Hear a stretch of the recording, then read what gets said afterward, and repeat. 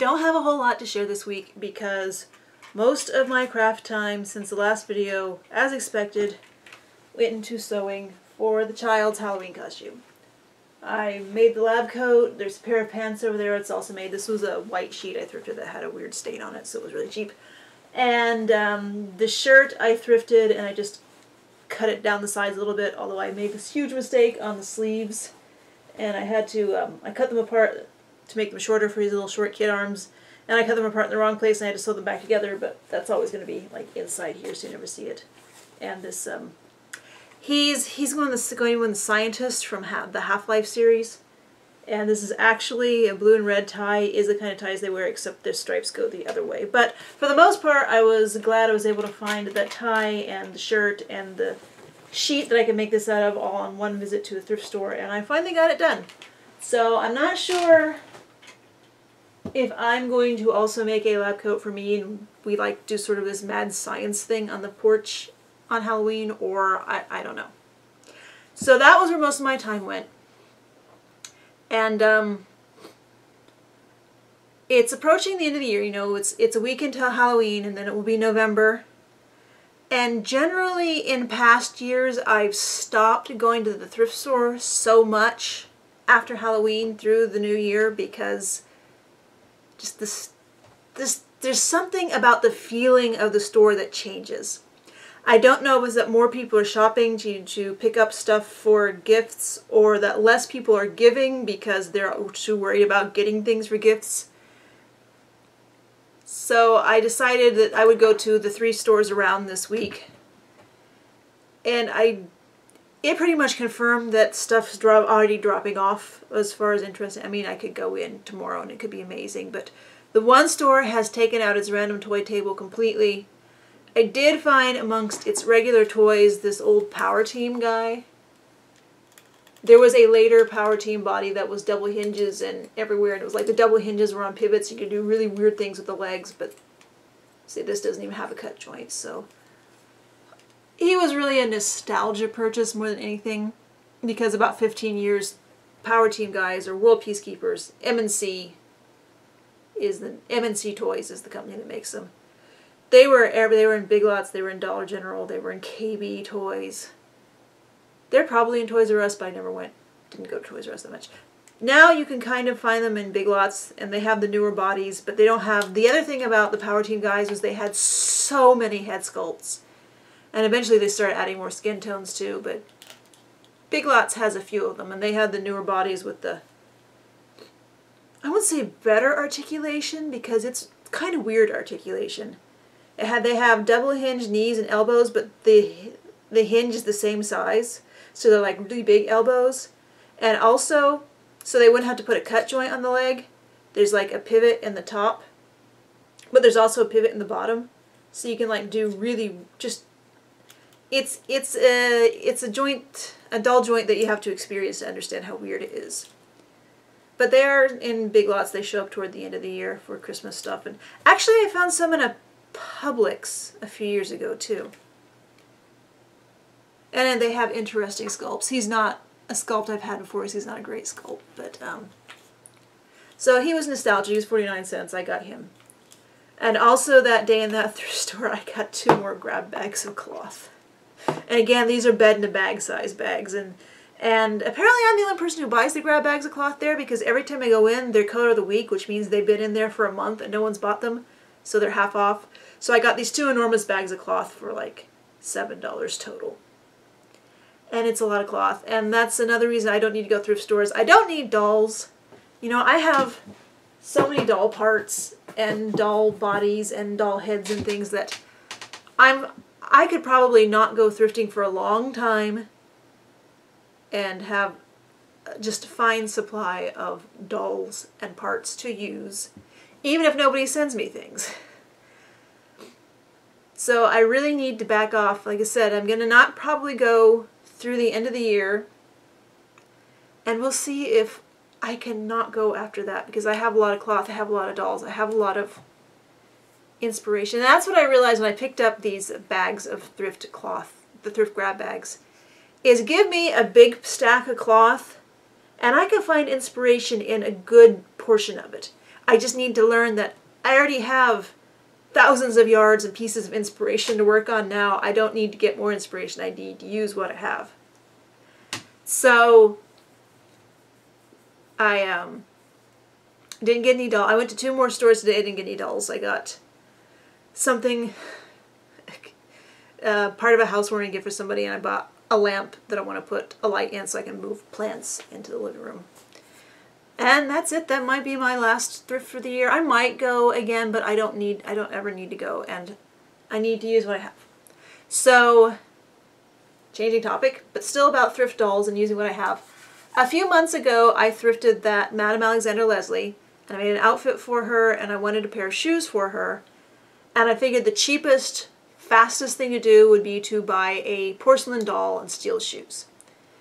And as it happened, the very next time I went to a thrift store, I found not porcelain dolls, but they were craft dolls, vinyl that looked like porcelain. They like porcelain shapes with inset acrylic eyes, but the hair was rooted instead of a wig, but just a vinyl version of that traditional porcelain doll look on a cloth body.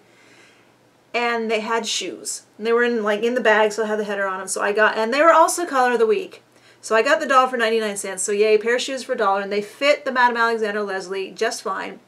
The problem was when I opened the bag, this burst of cigar smoke came out. So it's like, oh, that's disgusting.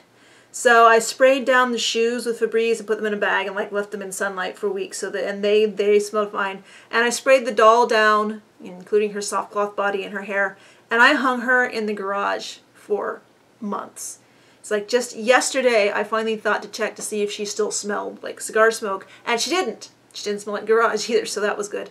So I brought her in, and my plan was to, you know, the way porcelain dolls and this kind of doll are, and porcelain-like dolls are made, is the head is cast in the neck, and there's like a flange at the bottom, and you put that down into the cloth body, and then you draw up, like the neck is like a drawstring bag, and you draw it up and tie it, or in this case there was like a zip tie to hold the neck on that flange. So I cut her off above that flange, and I was going to put her on a live body, so it'd be this ridiculous big kind of doll head on the live body.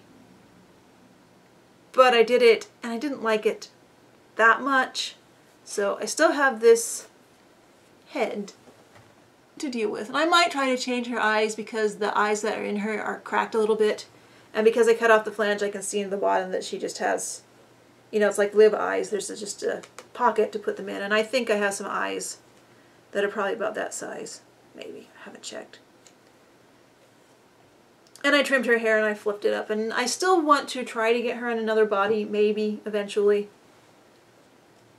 But the first thing that I realized, I got her head off, and I thought, well, I'll go ahead and take the arms and legs off, since they're also vinyl, maybe they could be used, but then I thought, but then I'll have this cloth body, and I don't know, I didn't want to take the arms and legs off. I thought, well, is there anything I can do with the cloth body? But see, when I took the head off, I discovered there's a wire in the cloth body to make it posable, so there was this like loop of wire sticking out the top. So I thought, you know what? I can stick a pumpkin on the wire.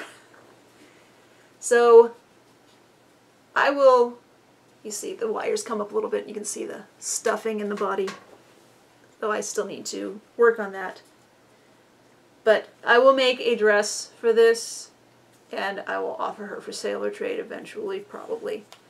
Because another thing I want to talk about before I get to the last, you know, not a lot to talk about, so I make things to talk about, and that's usually ends up being my longest videos. Sorry about that. I had the doll clothes for sale, and you responded really well to those. Thanks so much. I have mailed out everything that everyone has claimed and paid for, and so I expect that the few things that are on the site just don't interest anyone. So I'll probably go ahead and take the sales post down sometime. And then I put a few dinosaurs and things on eBay, and they sold at my asking price, so that's given me the confidence to go ahead and eventually get them all photographed and listed on my sewing blog / sale site, and I will sell them that way.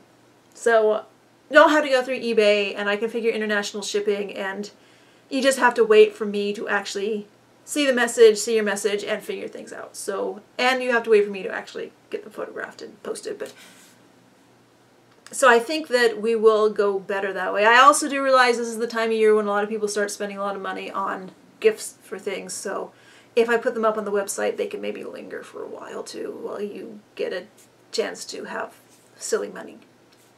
So back to the dolls. I'd had this on the lib body. I put a bunch of bread tags on the top of the lib and then wrapped the neck below the bread tags with just some cloth to bulk it up, and it kind of held her in place.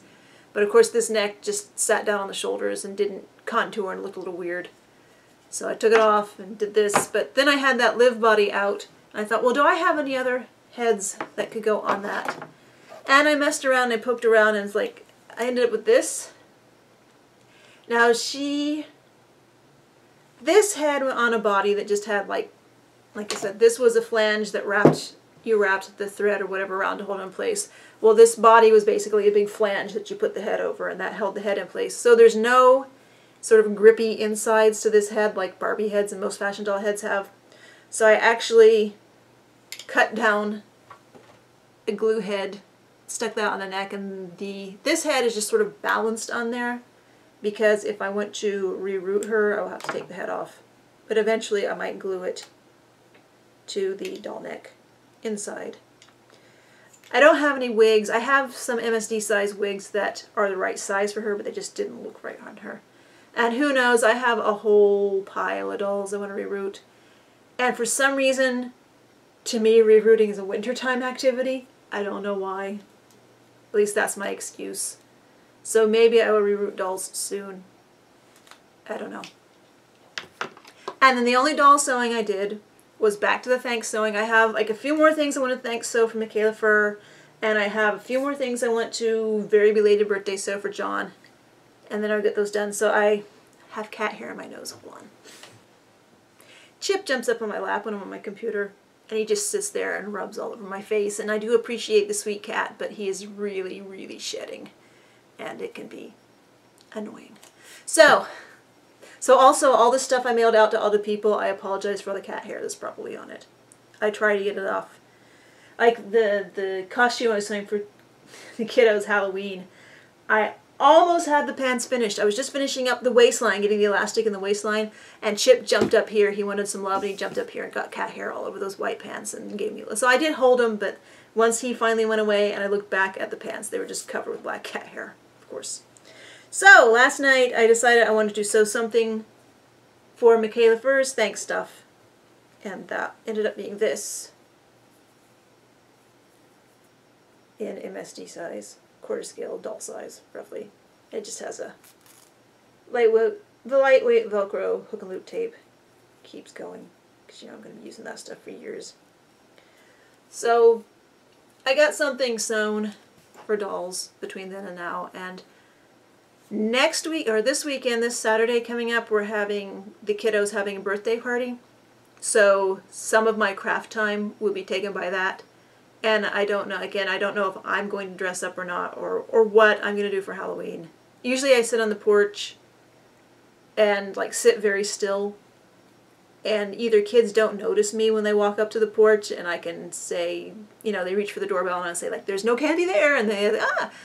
Or the older kids, they know that there's something on that porch, and I can hear them standing down on the sidewalk freaking each other out because they don't want to go up there because there's going to be a jump scare. It's like, not that bad, but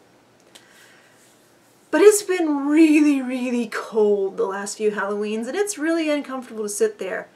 And last year everyone went to the one neighborhood over, so there weren't that many kids here either. So we'll see. We'll see what I do, and that's next Wednesday. So I'll have another, sorry about all the cat hair on my nose. I have another video to ramble about that, but maybe I'll have more stuff to show you that I've made for dolls between then and now. Maybe. Thanks for watching.